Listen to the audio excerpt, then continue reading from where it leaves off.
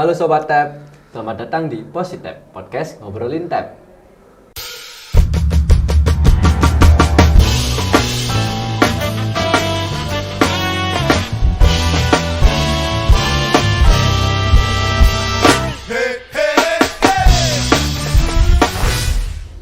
Gimana nih kabar Sobat Tab? Semoga selalu sehat dan baik-baik aja ya. Bersama dengan saya, Dani Wijaya Kusuma, podcaster yang akan menemani kalian pada episode kali ini.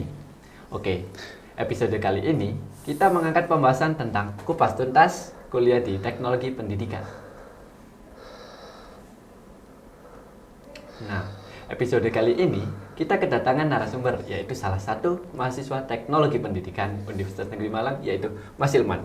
Halo Mas Ilman. Halo. Mungkin sebelum perbincangan ini bisa Mas Ilman perkenalkan dirinya sendiri dulu.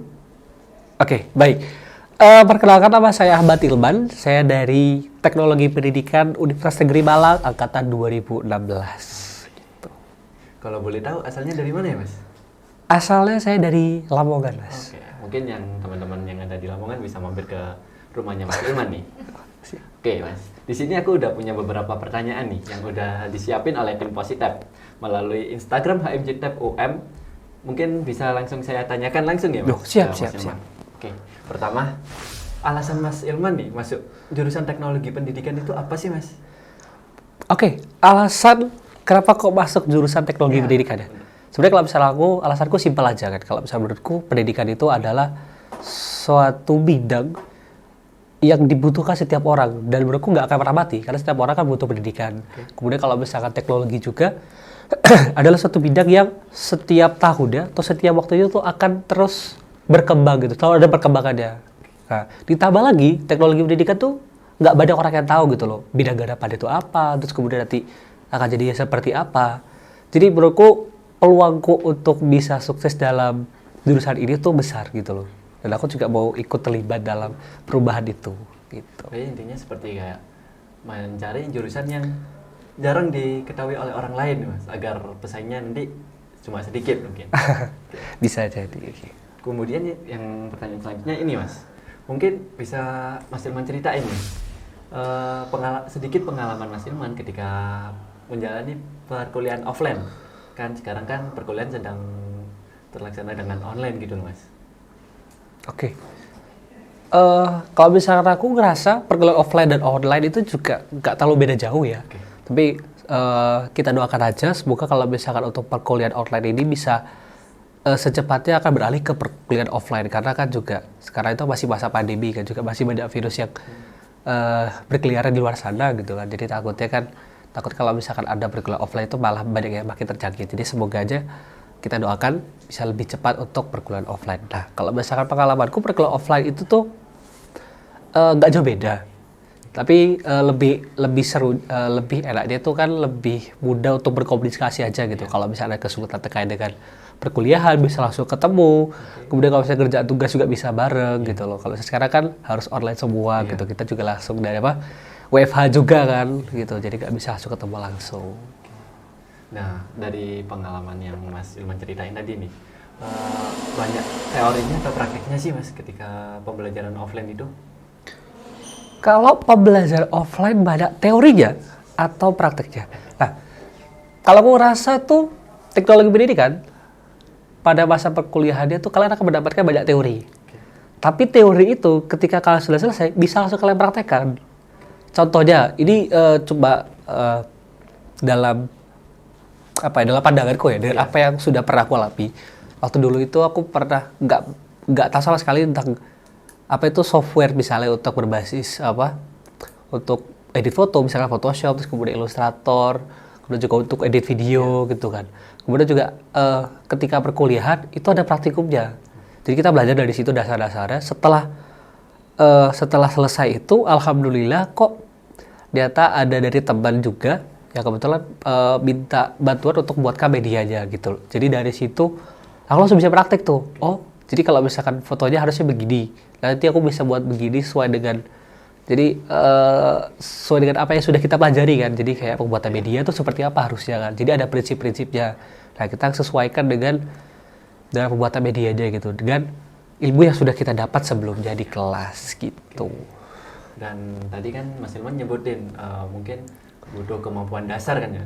Nah itu yang kemampuan dasar apa aja sih Mas yang diperlukan oleh mahasiswa jurusan teknologi pendidikan ketika mengampu matkul di jurusan itu Mas? Apa kebutuhan dasar ya? Apa ya berarti? Skill. Skill dasar ya, Iya, skill dasar. dasarnya Oke. gitu.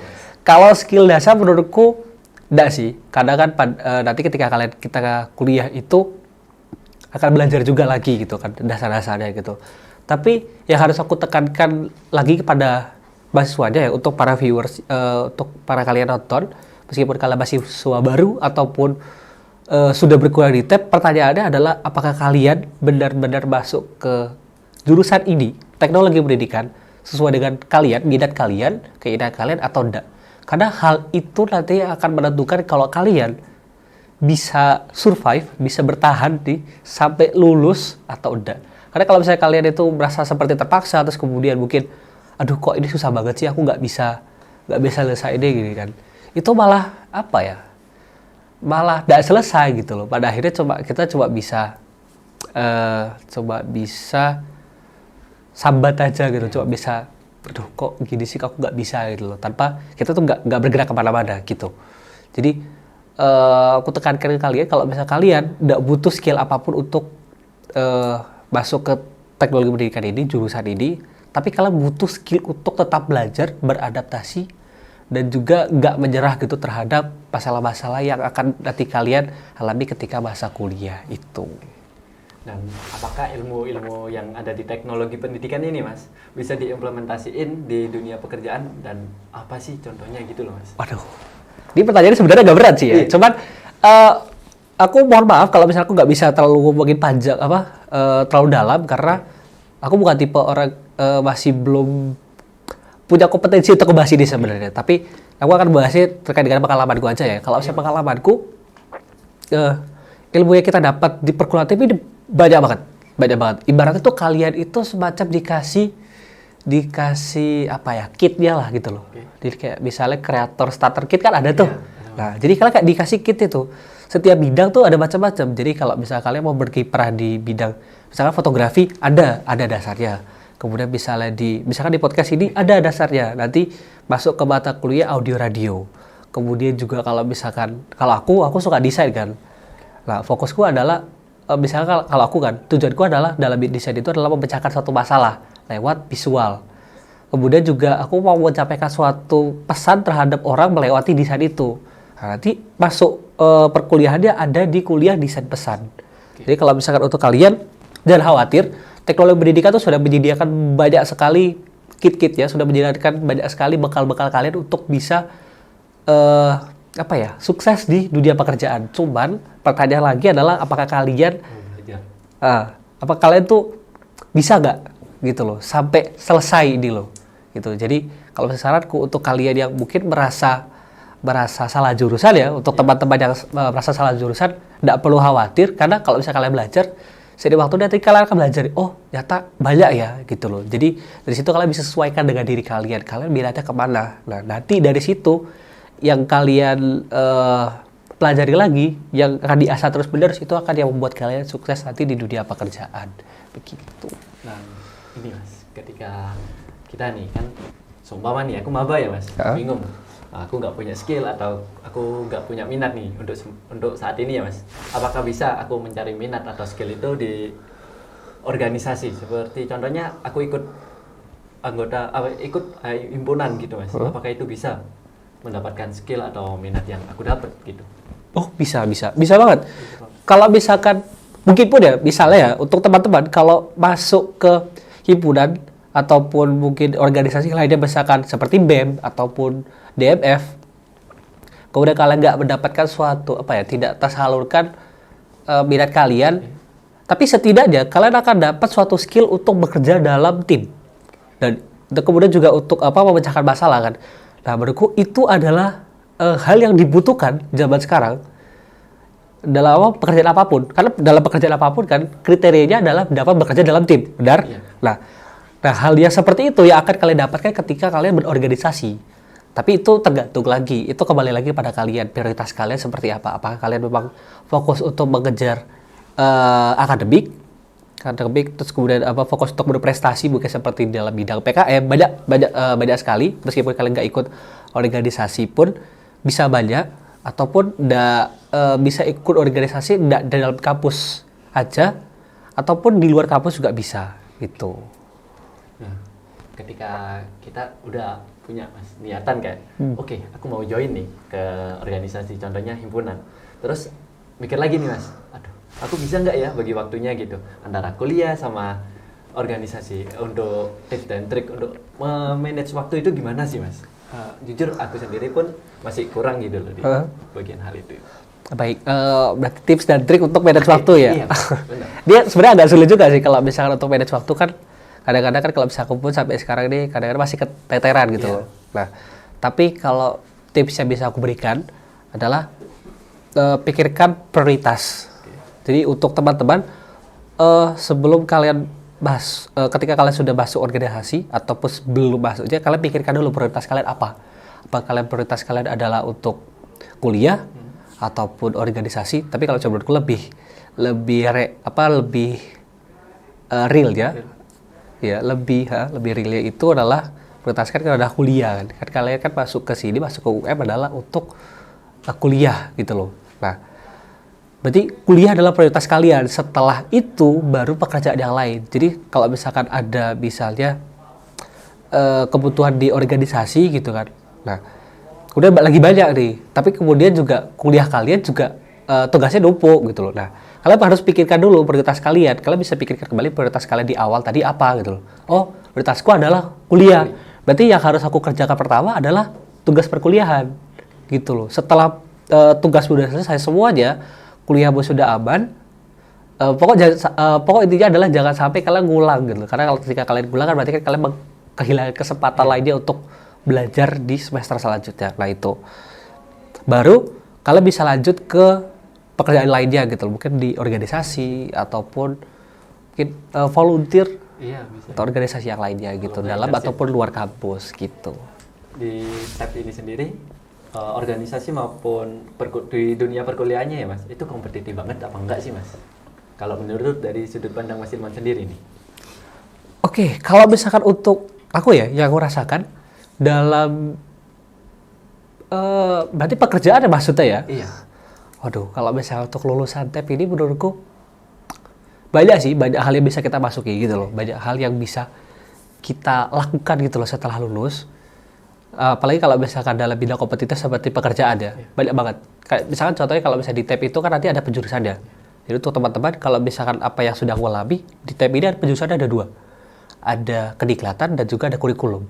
Nah, dari 2 itu aja, itu adalah hal yang banyak dibutuhkan orang-orang. Misalnya kalau misalnya kediklatan, kalau aku kan ngambilnya kediklat.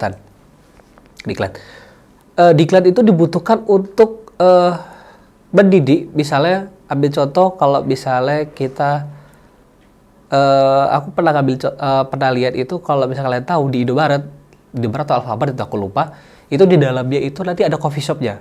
Okay. Nah, bartendernya itu kan mereka kan sebelum bisa jadi bartender untuk coffee shop yang didirikan dari Indomaret atau Alfamart itu, Indomaret kalau nggak salah, itu kan butuh pelatihan dulu. Mereka kan akan dilatih dulu misalkan selama 3 bulan untuk jadi seorang bartender. Oh, ini kopinya harus seperti apa, nanti tipe-tipe seperti apa, cocoknya untuk lambung seperti apa gitu kan, kadarnya harus seperti apa, cara ngerebusnya seperti apa, ngejenuhnya seperti apa gitu kan. Jadi nah, hal yang seperti itu untuk mendiklat ataupun untuk mendidik karyawannya itu kan adalah bidang garapannya dari teknologi pendidikan. Jadi teman-teman, menurutku nggak perlu takut kalau misalkan nantinya akan bekerja seperti apa gitu. Jadi bidang garapannya teknologi pendidikan luas banget. Gitu. Oke, ini pertanyaan terakhir nih mas. Pertanyaan terakhir. Menurut mas, mungkin bisa memberikan saran atau tips and trick kepada mahasiswa baru khususnya untuk menghadapi pembelajaran online. Karena kan mas sendiri kan nggak merasakan nih pembelajaran online. Mungkin bisa kasih sepatah atau 2 kata untuk mahasiswa baru khususnya. Untuk manajemen waktu, bukan? Mungkin tentang kepribadian atau apa aja sih yang perlu dia lakuin semasa perkuliahan ini, khususnya online gitu loh Mas. Kan feel-nya juga beda, terus pendapat pengalamannya juga beda gitu loh Mas. Mungkin apa yang buat memenuhi kebutuhan itu loh Mas, yang pembelajaran online itu apa gitu. Oke, berarti apa yang harus dilakukan selama pembelajaran online gitu. Aku juga bingung ya kalau misalkan kira-kira tipsnya seperti apa deh. Tapi kalau saranku untuk kalian ini kan online. Online itu kan banyak juga kan waktunya kan. Jadi kan kalian juga kan kalau misalkan offline kan kalian bisa masuk ke kelas terus kemudian nanti mungkin agak banyak waktunya tuh terbuang di perjalanan mungkin ataupun nanti capek. Tapi kalau misalnya di online kan kalian kan masih bisa tetap di rumah kemudian sambil lihat laptopnya masing-masing kemudian ikut materi. Nah kalau saranku manfaatkan waktu yang seperti itu, kalian cari expertise kalian atau keahlian kalian gitu loh. Kayak misalnya contoh aku punya minat di bidang desain. Nah akhir-akhir ini sambil bimbingan itu aku mulai mengembangkan keahlianku dalam bidang desain. Kalau misalnya aku ngambilnya itu belajar sekarang tuh lagi ke UI UX gitu. Jadi sesuai dengan peminatan kalian. Nah, saranku adalah seperti itu. Jadi sembari kalian mengalami pembelajaran ini, kan kuliahnya kan online. Nah, kalian bisa sambil tuh. Jadi setelah kuliah online, kalian ngambil mungkin nonton YouTube ataupun mungkin lihat di kelas-kelas online lain ya banyak kok. Jadi kalian bisa beli kelas online ataupun lihat di YouTube kan banyak tuh. Ya kalian sesuaikan dengan skill yang kalian cari gitu loh. Skill yang ingin kalian bangun. Misalnya kalian, aku suka dengan fotografi. Aku coba kalian cari kayak kalau bisa untuk komposisi yang bagus seperti apa gitu loh. Jadi materi-materi yang akan menunjang kalian setelah kalian lulus kuliah. Gitu. Wah, tak terasa ya Mas. Tadi itu bincang-bincang kita yang lumayan panjang. Aku ucapin terima kasih kepada Mas Ilman yang udah ngeluangin waktunya untuk datang di sini dan sharing kepada kami dan para Sobat Tab untuk ilmunya. Terima kasih saya ucapkan kepada Sobat Tab yang sudah menyimak video ini dari awal hingga akhir. Terus support Positab dan dengan cara like, komen, dan subscribe. Akhir kata, saya Dani Wijaya Kusuma dan segenap tim yang bertugas pamit undur diri. See you on next episode.